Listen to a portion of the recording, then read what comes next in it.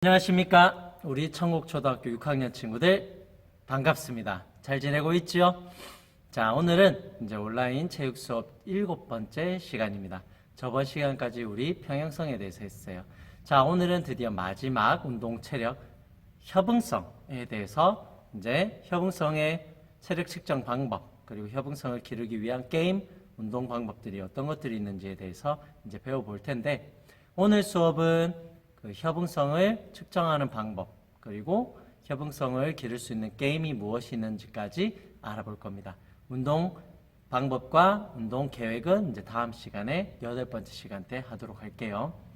자, 우리 친구들 운동 체력 중에 순발력, 평형성, 민첩성은 많이 들어볼 만한 단어들이거든요. 근데 협응성이라는 말은 그렇게 많이 듣지는 못해요. 주변에서 그렇게 자주 들리는 말은 아니거든요. 그래서 그런지 말 뜻이 단어가 좀 어려워서 그런지 친구들이 협응성이라는 개념을 좀 어렵게 생각하던데, 교과서에는 몸의 신체 부위를 조화롭게 움직일 수 있는 체력이라고 했습니다. 그죠? 자, 그러면 조금 구체적으로 친구들이 이해하기 쉽게 설명 한번 해볼게요. 협응성이 좋다라고 하면 큰 동작을 할 때 같이 큰 동작을 하면서 미세한 동작까지 같이 조화롭게 잘하는 걸 얘기합니다. 예를 든다면 우리 5학년 때 티볼 치는 거, 배트 타격하는 거 배웠어요. 그때 물론 힘을 크게 주고 강한 힘을 내기 위해서 몸에 이런 큰 힘을 내는 것도 중요하지만, 결국은 배트가 정확하게 공에 맞지 않으면 공이 날아가지 않지 않습니까? 즉, 큰 움직임 속에서도 미세한 손목, 배트를 잡고 있는 이 손의 미세한 움직임이 같이 조화를 이룰 때 공이 멀리 날아가지 않습니까? 다른 예로는 공 던지기 할 때 내가 아무리 큰 힘을 잘 만들어서 던진다고 해도 미세하게 마지막 손가락의 컨트롤을 잘 못하면 공의 힘이 완전히 빠져버리거나 완전히 다른 방향으로 날아가기도 했지요. 자, 이런 것 같은 경우가 협응성이 좋다라고 할 수 있어요. 그리고 두 번째는 어떤 동작을 똑같이 자연스럽게 흉내낼 수 있는 것, 흉내내는 것, 이런 것도 협응성이 좋다고 할 수 있습니다. 춤을 보고 즉각 그 춤을 매우 자연스럽게 출 수 있는 능력, 또는 축구 좋아하는 친구들 메시 또는 호날두 좋아하죠. 그런 영상을 보다가 딱 한 축구 드리블에 딱 꽂혔어요. 너무 멋있다. 따라하려고 해요. 잘 안 되겠죠. 그러나 계속 따라하고 연습하다 보면 점점 잘하게 될 거예요. 그러면 우리 친구들의 축구 드리블의 협응성이 좋아졌다라고 얘기할 수 있습니다.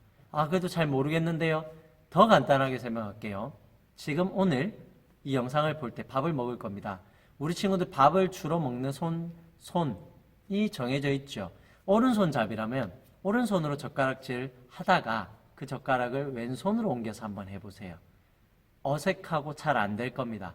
즉, 오른손 젓가락질에 대한 협응성은 매우 좋지만 왼손 젓가락질에 대한 협응성은 매우 낮다라고 말할 수 있을 겁니다. 이제 협응성의 개념이 무엇인지 이제 조금 감이 잡히나요? 자, 그러면 오늘 이제 우리 수업으로 돌아와서, 자, 오늘도 역시 교과서를 통해서 수업을 할 텐데 30에서 31페이지입니다. 교과서를 펴지 않은 친구들은 얼른 펼쳐주십시오. 자, 그러면 먼저 첫 번째, 우리 친구들이 협응성, 운동 체력인 협응성은 또 얼마나 되는지 한번 측정해 봐야 되겠죠? 교과서에 나와 있는 협응성 측정 방법으로는 벽에 공을 튀겨서 잡아서 다시 던지고 주고받는, 이런 걸 월패스라고 하는데, 그런 측정 방법이 나와 있습니다. 자, 그러면 어떤 식으로 측정하는지 선생님하고 한번 알아볼게요. 일단 여기 월패스 설명하는 글을 읽어보니까 첫 번째는 벽과 적당한 거리를 두라 그랬습니다. 그죠? 근데 이 적당한 거리라고 하면 누구는 가깝고 누구는 멀고 그럴 수 있어서 선생님이 정해줄게요. 그럼 조금 이따가 선생님이 직접 시연하면서 어떻게 하는지 보여줄 거고, 그리고 횟수는 몇 초? 30초 동안 던지고 받은 횟수를 측정하면 된답니다. 자, 그러면 어떻게 측정하면 되는지 한번 알아봅시다. 그럼 협응성 측정 방법에 대해서 한번 알아볼게요. 준비물로는 이런 테니스공 또는 탁구공, 이렇게 손에 잡힐 수 있는 작은 공이 필요합니다. 단 딱딱한 야구공 같은 건 안 돼요. 반드시 이렇게 잘 튀어오르는 공이어야 합니다. 자, 그럼 이런 공이 준비됐다면 자, 먼저 적당한 거리에서 떨어져야 되겠죠. 자, 근데 체육관 벽이 우둘투둘 해가지고 이런 작은 공은 잘 튀지 않기 때문에 선생님이 이렇게 탁구대를 갖다 놨습니다. 여기는 아무래도 이렇게 잘 튀잖아요.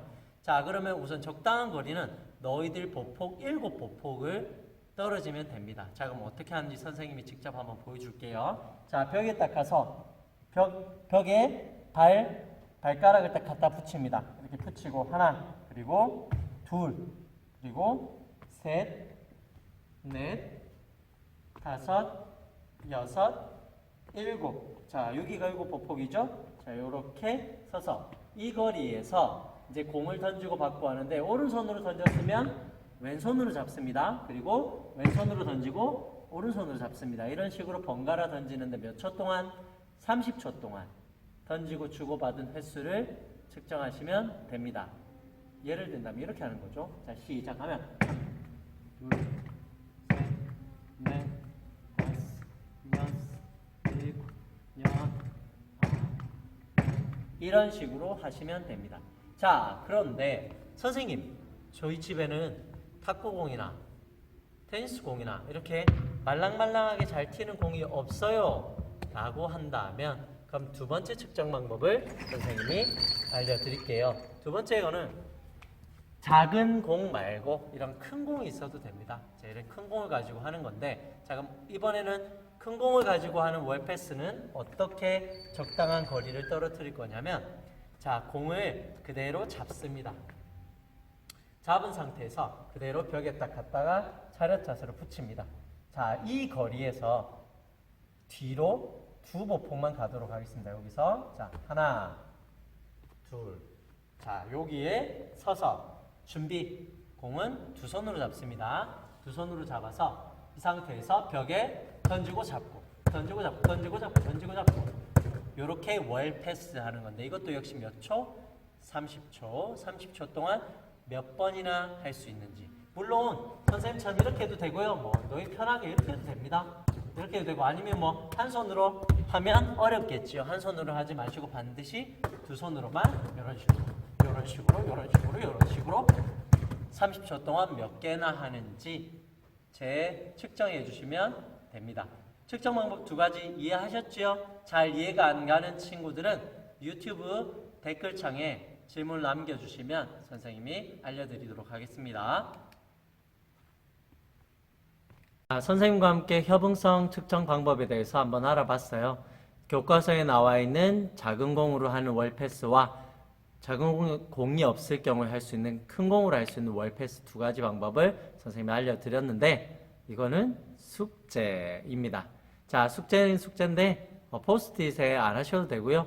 저기 보면 우리 30페이지 보면은 저기 횟수 기록 적는 데 있죠. 저기에 자기가 30초 동안 몇 회나 했는지 저기에 적어주시면 됩니다. 그 위에 어떤 측정 방법을 썼는지도 적어주시면 좋겠죠. 작은 공으로 했는지 큰 공으로 했는지. 자, 그러면 어때요? 해보니까 잘 되나요? 어떤 친구는 또 익숙하기도 하고 또 어떤 친구는 좀 잘 안 되고 어색할 수도 있는데, 자, 그러면 잘하려면 결국 또 많이 하는 수밖에 없겠죠. 그죠? 그러려면 즐기는 것이 제일 좋고, 그래서 게임이 가장 좋은 방법인데, 그럼 협응성을 기를 수 있는 게임 방법 어떤 것이 있을까요? 교과서에는 가운데 농구 골대 같은 바운드 통을 놔둬놓고 친구들이 이렇게 주변에 둘러서서 공을 한번 바운드 시켜서 튀겨서 집어넣는 원바운드 농구 게임, 그리고 플라잉 디스크를 던져가지고 하는 게임이 있는데, 저건 정식 명칭은 플라잉 디스크 얼티미트라고 합니다. 자, 근데 이런 거 역시 우리 친구들이 지금 집에서 할 수는 없겠죠. 자, 그럼 우리 친구들이 집에서 할 수 있는 좋은 방법들은 어떤 것들이 있을까? 게임, 협응성을 기를 수 있는 게임 뭐가 있을까요?